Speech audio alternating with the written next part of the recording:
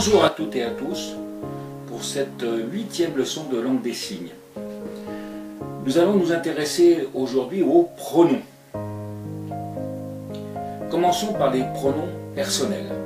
En français, je, tu, il, nous, vous, il, ou moi, toi, lui, elle, vous, etc. Passons maintenant aux pronoms personnels en LSF. Alors, les pronoms personnels en LSF se signent avec l'index, notez bien ce détail. Toi ou tu, moi, je, lui, il, elle, nous. Et là je m'englobe dans le cercle, nous, vous.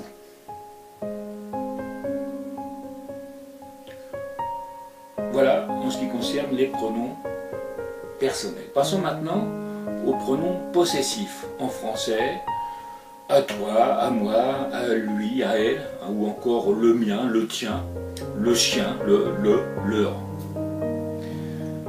En LSF, les pronoms possessifs se signent avec l'index et le majeur, configuration en V. À moi, à toi, vous avez noté le mouvement rotatif, à toi, à moi, à eux, à nous, à vous. Maintenant, les pronoms qui intègrent des chiffres, tous les deux, nous deux, vous deux, vous trois, nous trois, etc. jusqu'à 5.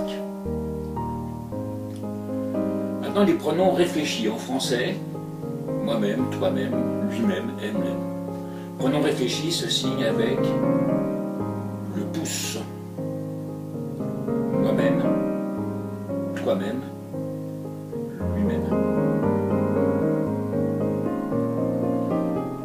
Et enfin, les pronoms démonstratifs qui se signent avec l'index, mais avec une répétition du mouvement. Pronom démonstratif, c'est voilà, celle-là, celui-là. Qui a cassé le verre? C'est toi. C'est lui. Ou alors, vous arrivez dans un magasin de fleurs, vous avez choisi les fleurs qui vous intéressent, et vous désignez donc les fleurs que vous avez choisies. Celle-là, celle-là, celle-là. Donc on résume, les pronoms personnels se signent avec l'index, toi, moi, lui, nous. Les pronoms possessifs se signent avec une configuration en V, index plus majeur, à moi, à toi, à lui, etc. À signaler quand même un détail important, les pronoms possessifs se signent toujours après le possesseur. Exemple, mon fils, je ne vais pas signer mon fils. Non. Je signe fils, fils à moi. Ou fille à toi.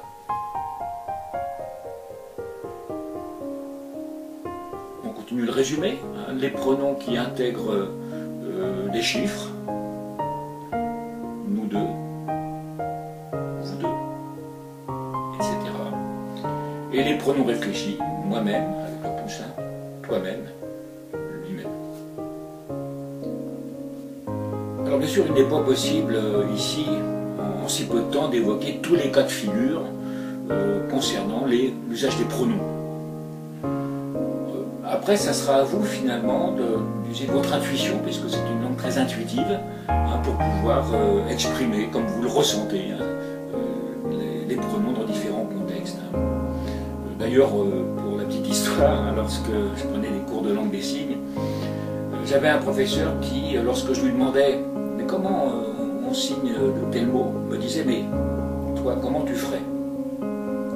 Et d'une manière tout à fait naturelle, j'inventais un signe qui bien souvent correspondait au signe officiel.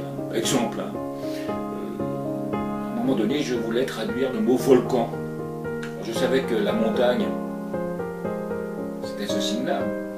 Et le mot volcan, comment le traduire? Alors j'ai imaginé, et puis voilà ma traduction. Un signe que je pensais avoir inventé, en tout cas, je pouvais me faire comprendre. Un volcan. Un volcan, c'est une montagne qui crache du feu. Et si vous regardez sur un dictionnaire, le signe officiel est assez proche de ce que je viens de vous faire. Donc vous avez tout à fait le droit, finalement, même d'inventer des signes que vous ne connaissez pas, signes officiels. L'important, c'est de vous faire comprendre. Donc voilà, c'est terminé pour les pronoms en général. Les pronoms, c'est terminé pour les pronoms. Puisque la leçon a été courte et qu'il me reste un peu de temps, j'aimerais vous parler aussi du vocabulaire et des dictionnaires. Vous trouvez en librairie des dictionnaires qui comportent pour certains 200 signes, d'autres 1000 signes, 2000 signes, voire même 3000 signes et même plus encore. Et en réalité, ce qu'il faut savoir, c'est que si vous maîtrisez 200 signes, c'est déjà largement suffisant pour la conversation de tous les jours, car on utilise rarement plus. Alors c'est quand même intéressant d'avoir, parallèlement à ce dictionnaire de 200 signes, un dictionnaire plus étendu, parce qu'une fois de temps en temps, vous allez tomber sur un mot qui ne sera pas dans le petit dictionnaire. Là, je vous recommande également, si vous avez une tablette ou un smartphone, le dictionnaire en ligne ELIX, E-L-I-X. Et c'est un dictionnaire vraiment qui est très bien fait, qui existe en version iOS ou Android. Donc je vous invite aussi à télécharger ce dictionnaire en ligne. Vous verrez, c'est extrêmement pratique, extrêmement utile. Et bien maintenant, c'est terminé. Il ne me reste plus qu'à vous souhaiter une bonne fin de journée et à vous dire au revoir pour une prochaine leçon.